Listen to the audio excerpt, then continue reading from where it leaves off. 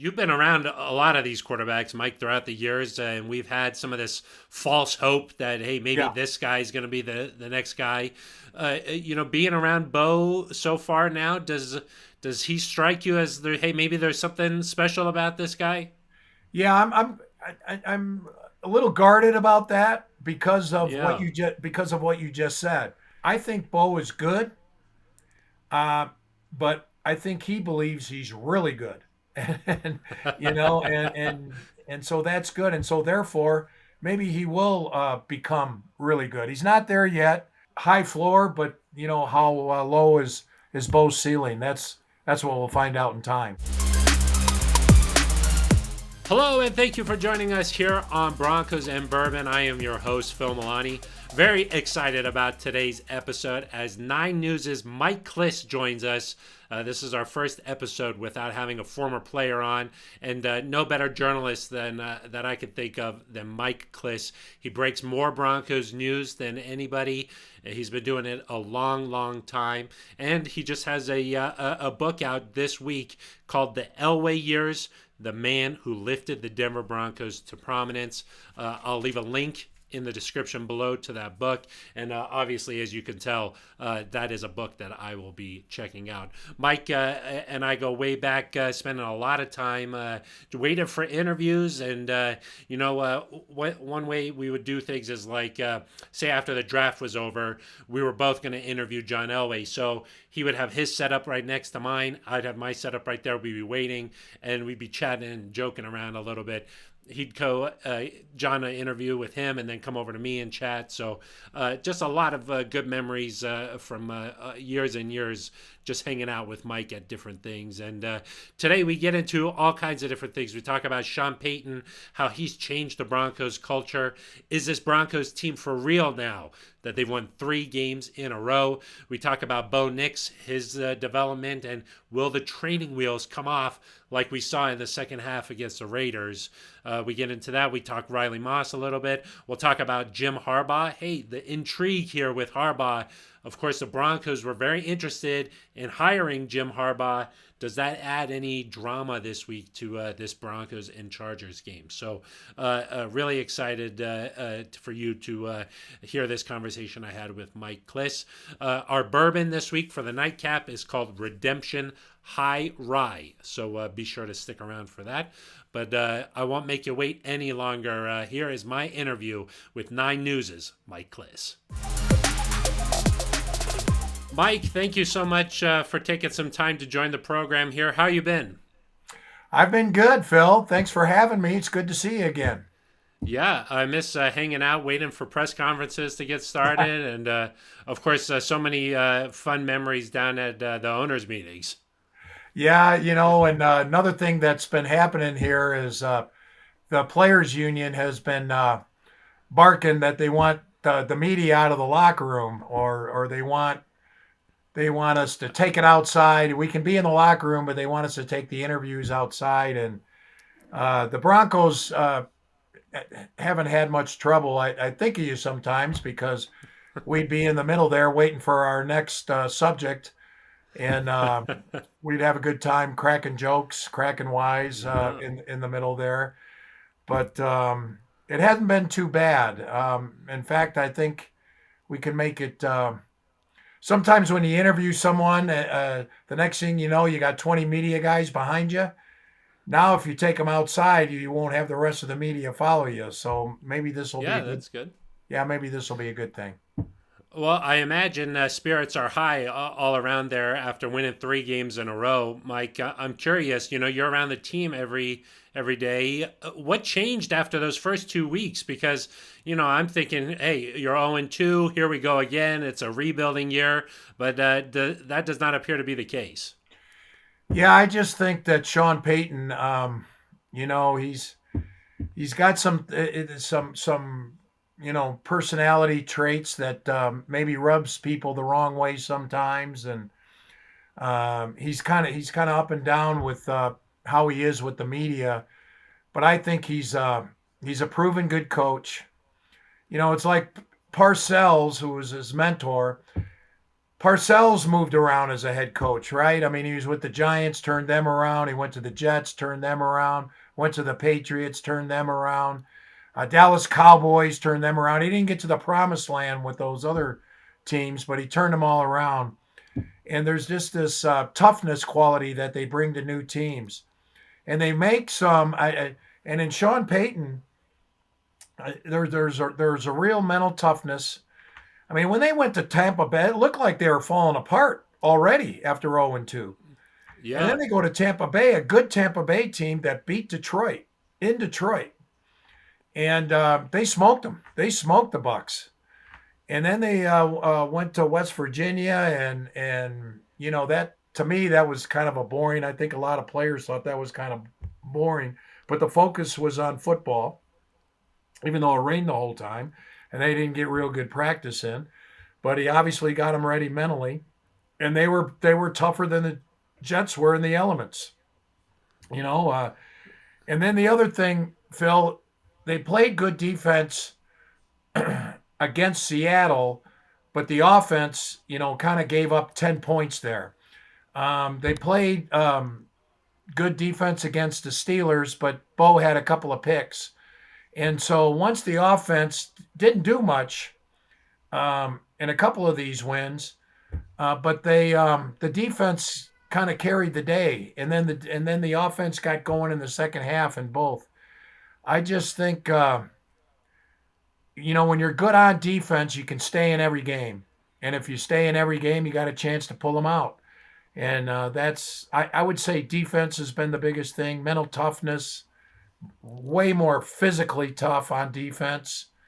And up front, because they're starting to run the ball the last couple of weeks too. And then on top of all that, Bo's playing better. You know, he's not turning the ball over. He's a rookie. He's coming on. And so it's all adding up. And now people are trying to make sure they don't look ahead of the Chargers and say, geez, you know, everyone's saying if you beat the Chargers, you could easily go 6-2 because Derek Carr's out for the Saints and Carolina stinks. And they're looking at 6-2 if they get by the Chargers. There's just one problem with that, and that's you got to get past the Chargers. Yeah, I mean, it's a week-to-week league, right, Mike? You can't get too far ahead of yourself. Do you think that what we've seen these last 3 weeks is for real? I mean, are they going to keep this going? Have they, you know, turned the corner, would you say? Yeah, I think so if they stay healthy. Because and their defense has stayed healthy, but their defense looks for real. You know, with this, they are better up front. I mean, Zach Allen has been lights out.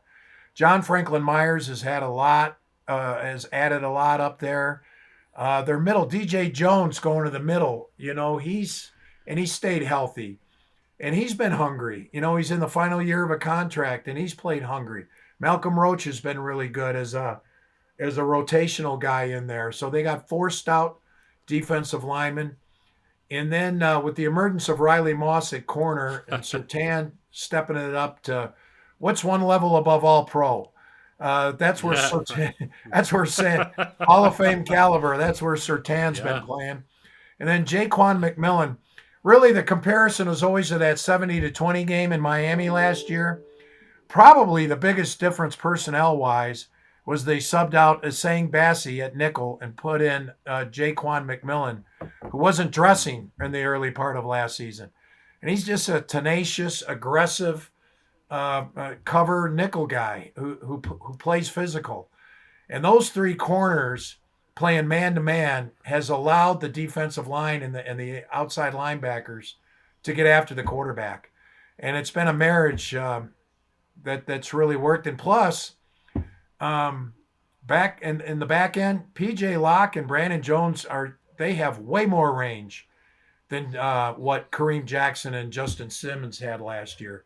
So it's just all adding up. Vance Joseph dialing up more creative plays. He's got the defensive line, instead of holding up blockers, penetrating the gaps and going after the backfield. It's just part of it. It's they've kept or they've caught some teams by surprise. So that's why you got to be cautiously optimistic. because they're starting to get more and more film. And the more film it is, the more your weaknesses are exposed. But it does look, if they stay healthy with that front 11 on defense, they got a chance to hang in there all year. Riley Moss has really become a fan favorite here. I mean, this seems like the Broncos really found like a hidden gem with Moss, huh? And Pat Surtain referred to it at the end, because he's white. He's there hadn't been a starting white cornerback on a regular basis since Jason Sehorn in 2003, and I don't know why that is. For a while that was the stigma at running back. Remember, Yeah. Peyton Hillis broke that mold back in 2008, and but I tell you, Riley is he's athletic. He's long. He can jump. He's quick. He's very quick, very aggressive. He tackles. And he's actually, to me, more like Champ Bailey than Pat Surtain is, because he plays with that type of aggression. And but since sixth grade, people are saying, "Well, can you play safety?" And you know why? The NFL at the combine, he said almost every team. The Broncos were a notable exception, but almost all the other teams asked him if he could switch to safety. And the Broncos liked him at corner, and it all worked out. That's why they jumped in on that third round. The Broncos made a very, very astute. Took a year because he got hurt as a rookie, Yeah. but their astute observation and evaluation is paying off here in year two. Yeah, it's been a lot of fun to see him and his toughness out there. You mentioned Bo Nix playing well in the second half there against the Raiders. It felt like maybe the training wheels came off a little bit, and he was actually allowed to throw the ball down the field a little bit. Do you think we'll see more of that? Is Sean Payton starting to trust Bo Nix a little bit more? I get asked that question almost weekly. I would say weekly I get asked that question. And it looked like the training wheels came off against Tampa Bay, and right off the Yeah. bat. Remember that one? The weather was nice, or it was hot, but it was good for passing. And he hit that 23-yard back shoulder down the left sideline to Cortland, first play of the game. Second play was supposed to be a deep post to Troy Franklin. And Bo didn't like the look there, so he dumped it off to Atkins. Third play, deep right to Josh Reynolds. I mean, right away, open. They score Boom, boom, on the boom. first drive, and then he kind of took the leash back out and reeled the offense back in, and they played sound fundamental football to finish off the deal. Then came the bad weather in New York, and the bad weather in New York, he just kind of throw it away, right? He couldn't grip the ball. Bo couldn't, Yeah. and until the second half when it let up. When it let up, he had that nice drive in the third quarter. And then last week again, I do agree. I thought it was conservative. The Surtain pick six, the 100-yard return turned everything. And in the second half, he did let Bo go.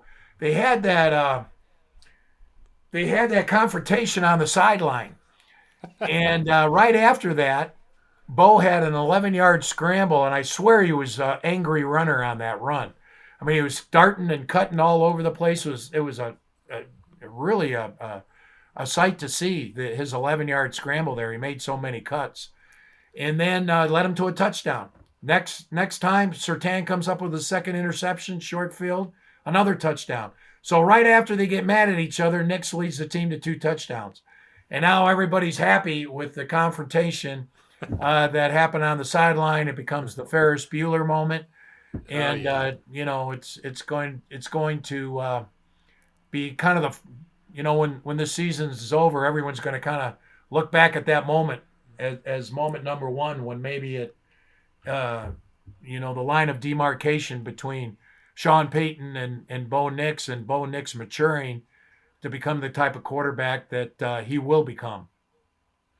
You've been around a lot of these quarterbacks, Mike, throughout the years, and we've had some of this false hope that, hey, maybe Yeah. this guy's going to be the next guy. Being around Bo so far now, does he strike you as hey, maybe there's something special about this guy? Yeah, I'm a little guarded about that because of Yeah. what you just said. They all look pretty good at times, here and there. Um, attitude wise, he's a little bit like Case Keenum. He's got an attitude. He's kind of Hmm. a wisecracker. He's got an edge to him. Um, and so he's got this quarterback arrogance, which I think you got to have, right? I mean, to play look at Aaron Rodgers. You talk Yeah. about arrogant, but no one's questioning how good he was the last 20 years in the NFL. So I think you got to have it. I mean, this is a tough league. It's the toughest position in sports to perform well at, and so you've got to have supreme confidence and belief and faith in yourself. And Bo has that. I've said this. I think Bo is good, but I think he believes he's really good, and and so that's good. And so therefore, maybe he will become really good. He's not there yet. I know these quarterback experts say his footwork is a little messy still, and you don't know if he's going to improve on that or he is what he is after 61 starts and 5 years in college. The fact that he's mature coming out is good and bad, right? I mean, he's the most NFL ready, perhaps. Jaden Daniels looks ready, but He also, looks pretty NFL ready. Yeah. yeah, you know, uh, high floor, but how high or high low, how low is Bo's ceiling? That's what we'll find out in time. Of course, Bo Nix and the Broncos getting set to face the Chargers this week, Mike. Any intrigue in the fact that Jim Harbaugh is on the other sideline there? Because, it was well reported that when the Broncos were doing their coaching search that, Jim was high on their list. I think that, there was reports that Greg Penner actually flew to Ann Arbor to meet with Harbaugh in person. And then now, of course, Harbaugh pops up in the division. Any extra intrigue with this matchup against Harbaugh? Yeah, first of all, I reported that Greg Penner and There you go. Sorry, and my fault. Kerry According to Penner Mike Klis. yeah, flew to Ann Arbor to meet with Jim Harbaugh. So 100% true there, Phil. And but here's how it all came down. Yes, there's a lot of interest. Uh, I don't think because of where the pecking order was on Greg Penner's wish list on head coach. I want to be clear about this.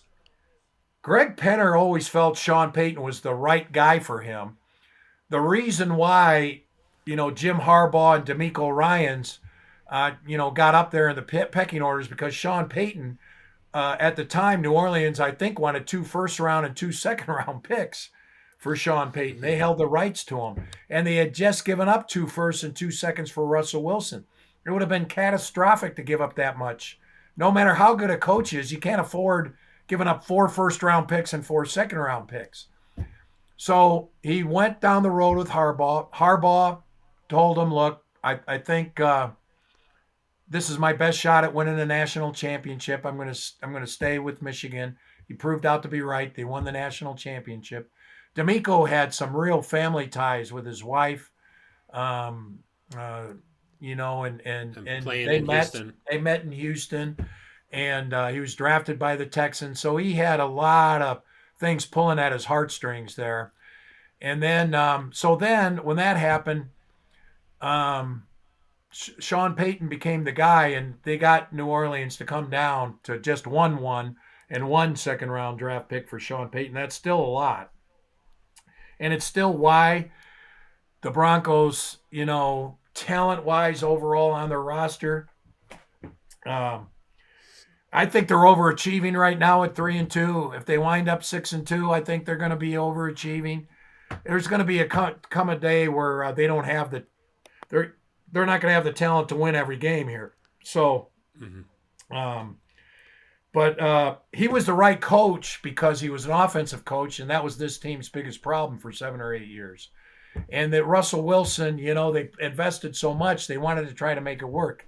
It didn't work. It's amazing to me that they are better off without Russell Wilson and without his $39 million. And that shows how much this team thought it was addition by subtraction. I hate to say it, it's cruel, but that's the conclusion they came to. And now they follow that up with a rookie quarterback that Sean Payton really likes. And so far, it's been working. But again, I guess we do have to caution, we're only 5 of 17 games into this season. Yeah, most definitely. It's good to be excited, but I've been seeing like some standings in the AFC and like where they're going to make the playoffs and everything. Let's just calm down a little bit here. Mike, I have some rapid fire questions that I have for you in a second here. But first, I know that you got your book out this week here. Oh yeah, the Elway Years, the man who lifted the Denver Broncos to prominence. There it is. Yeah. I'll put the link in the description below here. But Mike, tell me a little bit about the book. Obviously, I'm a big Elway guy. You could see. Yeah, I can see that. And Pat Bowlen guy too. It does kind of focus on the 1997, 1998 seasons, their first 2 Super Bowl years, and Elway's journey to get there. It was interesting. The 2 guys I interviewed the most and were the biggest part of this book were Elway and Mike Shanahan. And if you remember at the time, Phil, Shanahan was the genius. He was the mastermind that put the Broncos over the top. And Shanahan is big that it was the running game and Terrell Davis who got the Broncos over the top. Elway got them there to 3 Super Bowls, but they couldn't win them. They got blown out in all 3 because it was Elway and Elway all alone. Was kind of the perception, and not too far off from perception. Carl Mecklenburg, I think, would be a notable exception. Dennis Smith, they had some players, but then it was more of a complete team, and John Elway could just kind of manage. I tell you what, I did research. I went through every game in 97 and 98. And every game there's a synopsis. Elway had some big games. I mean, they didn't just carry him along for the ride. He had some monster games. He just didn't have he didn't have to have a monster game every week. And it was the cohesion of that team and how they all came together. I'm not sure. The Patriots were back to back. That team should have three-peated. Yeah. And if you remember 96, and 96, I've also got every game of 96. And there's 2 schools of thought. One, it was a shame what happened with Jacksonville. They clinched too early. You're seeing it in the baseball playoffs with these teams that have the bye week. You lose your edge. And they lost their edge in 96, and they didn't come out ready to play one game, and that was it. And they didn't do it. Some people say that had to happen for them to have the hunger to win the next 2. Terrell Davis is in that school of thought. I think Mark Schlereth Mark Schlereth kind of went along with both thoughts. Mike Lotus says, "The heck with that. We should have won all 3," because he was with the Buffalo Bills when they lost 4 in a row. But it's a shame they didn't win 3 in a row because that team would have been really historic. It's historic locally. On the national level, it gets swallowed up by what the Patriots did right away after them and what the Cowboys did and the 49ers did right before them. So they're kind of like the Pistons between the Showtime Lakers and the Boston Celtics and on one side and the Chicago Bulls and Michael Jordan on the other side, Yeah, and lost in there, yeah. That's kind of where this team was. But it was also Elway's last 2 years. It used to be everyone wants to go out on top. Now the saying is everyone wants to go out like Elway. And, he really went out on top. And then he could have had that legend secured and pristine. And what did he do? He risked it all to become a general manager, where you're back on the hot seat. And he did a great job his first half of his tenure. The second half didn't work out very well, but he did some things in the first half of his GM tenure that made him the one and only in the NFL as far as what he did as a quarterback and GM. There's been no one like him. How would you compare those two teams there in your book to like the Super Bowl 50 team? Super Bowl 50 team was not near as strong on offense. The 97 and 98 teams were offensive oriented. They scored 30, 31 points a game.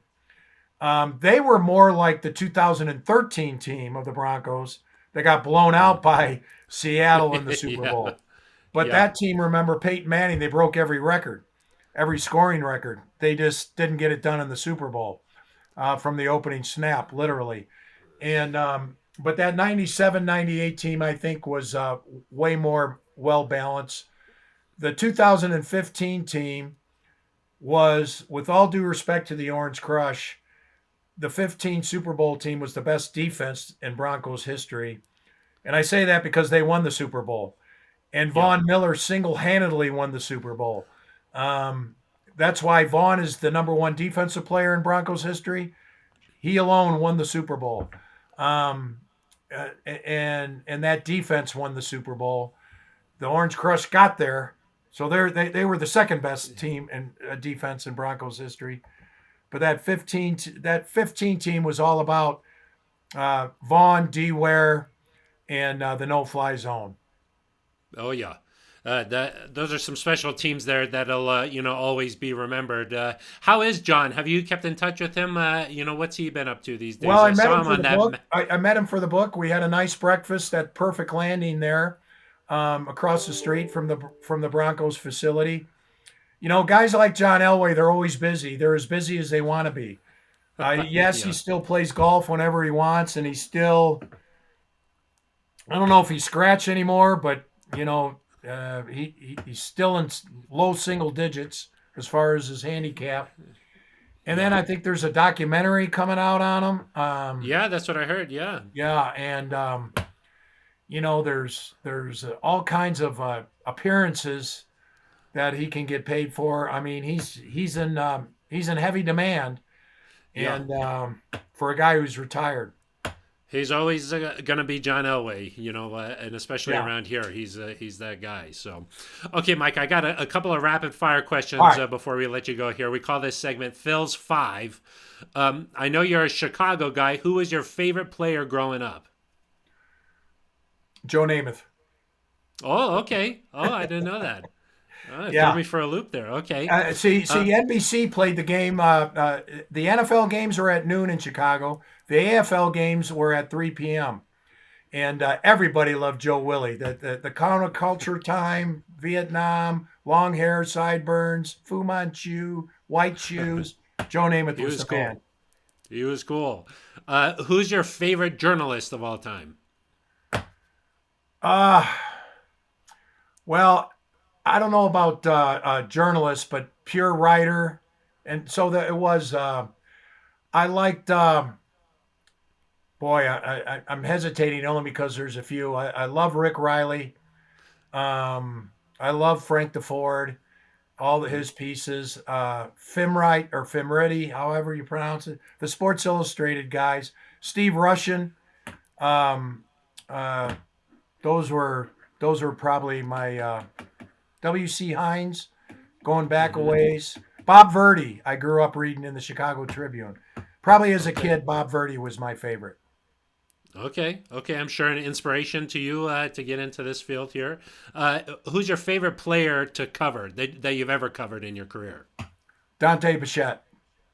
Bichette, one of the Blake Street Bombers from the original. I covered baseball from 1988 through 2005, so 17. That includes AAA.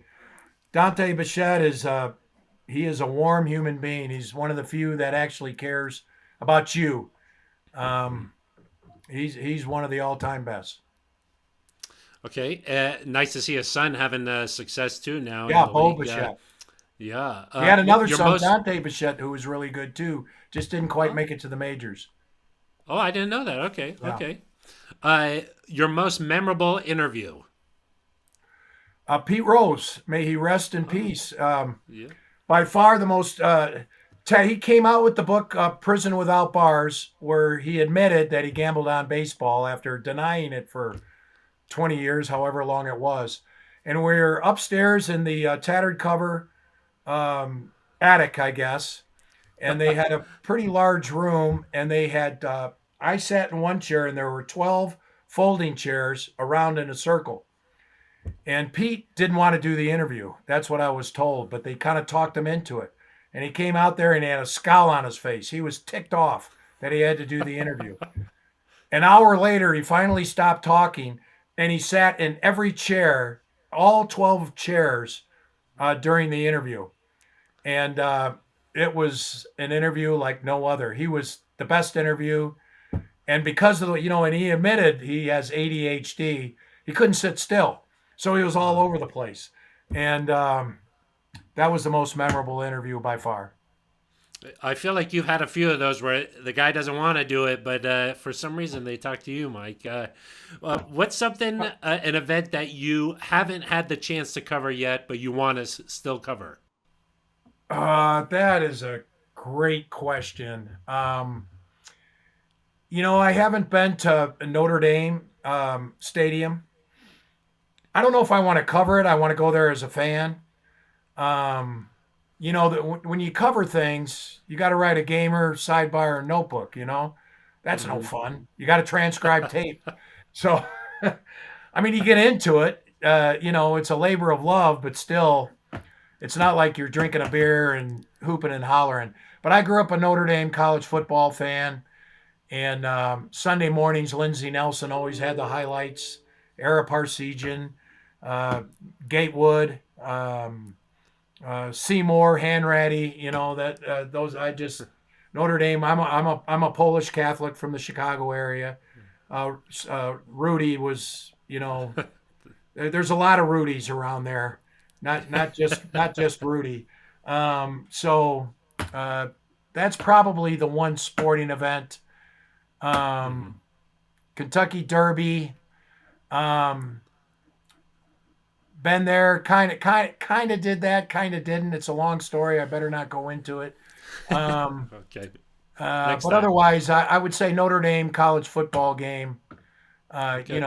When it's really happening, and they they pull off an upset. Say they beat Michigan on a Saturday afternoon. That would be nirvana for me. Okay, Mike, and I'll let you out of here on this. What's one piece of career advice you'd give a young journalist today just getting started in the business? Yeah, it's going to change. There was no internet when I got out of college. There was no cell phone when I got out of college. It changed so much, and it's going to continue to change. But the one thing that's constant is work ethic. And you just gotta be dogged. You got to make one more phone call for that story. You just have to work hard. You have to, craft your story. Go back and reread your story and rewrite it or fine tune it one more time. Get up early. Don't necessarily have to stay up late, but get up early and work hard. Outwork the guy next to you. And that always will work regardless of how much technology or social media or everything else changes. Generally speaking, if you work hard, it doesn't matter if you went to Murray State like me or Harvard, you got a chance to make a living. No one better than you, Mike. Appreciate your time. Thank you so much. And make sure you check out the book, The Elway Years, The Man Who Lifted the Denver Broncos to Prominence. Mike, thank you so much. Phil, it was great talking to you again. All the best to you, and good luck here as you get going on this next step of yours. My thanks to Mike Klis from 9 News Nobody better than Mike. He just has a charm about the way that he talks about things. I love that conversation there, and really interesting stuff there, talking about this Broncos team turning the corner. Hey, is the lack of talent eventually going to catch up to them, or can they keep this thing going? Because it's going to be like a balance, like I feel like, yes, the lack of talent will eventually, make some of these games like really tough, but to balance that, Bo is going to continue to get better and better and better. So we'll see if how that balance works, and if the Broncos are able to string along a few wins here. It's exciting. I just don't like getting too far ahead and checking the standings and the playoffs and all this. It's exciting to get into this stuff, but also you want to make sure that your expectations are good. I've been hurt too many times, I guess I'll say that. So and just really love the stuff there with Jim Harbaugh. Really good point that the Broncos were interested in him, flew to Ann Arbor. They wanted to explore that till its conclusion, and then of course I think things like we talked about there worked out with Sean Payton coming in, and really I feel like in year two now his thumbprint is on this team, and you could tell this team plays hard. They're aggressive, and the motivation factor. There's nobody who can motivate like Sean Payton. And you could see that every single week that these guys are going out there and giving it their all. And sometimes that's what is the difference in winning or losing a game here. And, we'll see how Bo's progression comes along this week. A tough test going against the Chargers. We'll have to see if Bosa plays in this one. But that's a good defense. Jim Harbaugh is going to have those guys ready to go. So this should be a little bit of a more even matched game than we saw last week, and excited to see how Bo Nix continues to progress here. So with that, let's get into this week's bourbon, and it is Redemption High Rye bourbon here. This is another High Rye. I'm noticing a theme here with some of the bourbons I've been reviewing, in this price point of around $30 or less, something to get into bourbon. One of the main things that you'll see at that price point is a lot of High Rye, and I think that it's because it gives you that spice. And so we'll dive into this thing here a little bit. Right on the bottle, it has the mash bill. 60% corn, 36% rye, and 4% barley. This is aged in new charred oak barrels, and on the back it says here for no less than 2 years. They put that on the bottle, but that's pretty much the standard here for bourbon. Bourbon has to be in new charred oak, and 2 years is about the standard there. So, and that's how you can get this color. I'm not sure if they've added some coloring in it, but that's where you're getting some of that charred color. This comes in at 92 proof. So let's get into it here. I'm interested. It says Redemption High Rye Bourbon Whiskey made with corn and high content of rye, imparting spice, complexity, and balance. Interested to see how much complexity is in this, because at this price point you're tending to not get too much complexity. So put that down here. I got my Broncos glass. This is neat, and I've had it been airing for about 30 minutes here to breathe a little bit. So on the nose, I get in definitely some vanilla and a little bit of dried fruit, I would say, is on the nose here.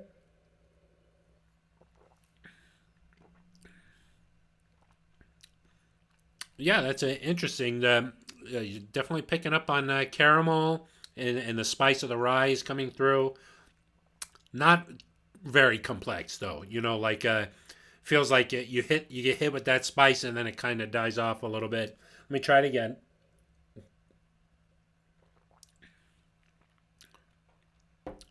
Yeah, caramel, spice of the rye, the finish. I would say medium to short, I would say on the finish. And it is spicy from the rye, but it's not too bad. So, this is kind of like some of the last couple of weeks here, what we've been trying. I have enjoyed that Old Granddad a little bit more. There's definitely a cinnamon taste. It's nice for a nightcap. But this one, the rye comes through. This is a nice bottle, and certainly at the price point, worth exploring. But you're just not getting that complexity. And, the finish is pretty short on this one. So what do you think? Are you enjoying the bourbon here, the bourbon reviews? Let me know what you think. I got one comment said, hey, will you try a brandy? Okay, of course, maybe that week we'll change the title to Broncos and Brandy. But sure, I'll try a Brandy, especially maybe closer to the holidays. Maybe I'll bust out a Brandy. So I want this to be a community environment. So let me know what you think of these things here. Maybe would it be helpful if I ranked some of the bottles? I can bring all the bottles that we've tried here through these first 6 weeks, and then maybe rank them, give them a point value system. Maybe give it a number out of 5 or something like out of 10. You let me know what would you like. So I'm happy to accommodate and make this tasting a little bit better. But today, Redemption High Rye, worth giving it a try. Maybe you order this one at a bar, see if you like it there. But it's worth a try. Like I said, a lot of these at this price point, why not give it a try? So. That is going to do it for this week's episode. My thanks again to Mike Klis. Make sure you check out his book. I'll leave the link in the description here again, but it's The Elway Years, the man who lifted the Denver Broncos to prominence. So make sure you check that out. But hopefully you enjoyed this episode. If you enjoy the content, please subscribe. Please let me know. Leave a comment, let me know what you think. It does go a long way because right now, not getting paid to do any of these things, just doing this for fun. So let me know. Let me know what you think. Please subscribe. Hopefully that you're enjoying this content. And I'll bring you these types of interviews. One of the things that I've noticed is that you don't get these in-depth interviews about the Broncos anywhere else. So hopefully you're getting in-depth knowledge from either a former player or a reporter who's around the team. I mean, Mike Klis is around this team for years and years and years and years, breaking news. So nobody better to trust with your information. So I hope that if you are enjoying this content and you're getting something from it, it's entertaining, it's informative. That's the goal here. So let me know what you think. I won't waste any more of your time. I hope that you enjoyed the episode. And once again, my thanks to Mike Klis. That's going to do it for us. I'm Phil Milani, and this has been Broncos and Bourbon.